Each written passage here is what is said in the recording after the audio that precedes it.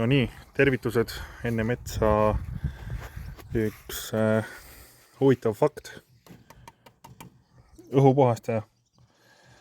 Miks ei tohi panna eetri break cleaneri või gaasipitsiga käima?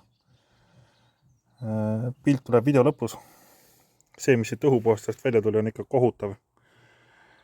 Uus sisu on tellitud Agropartsist, et loodame, et see asi hakkab lõpuks ilusti käima.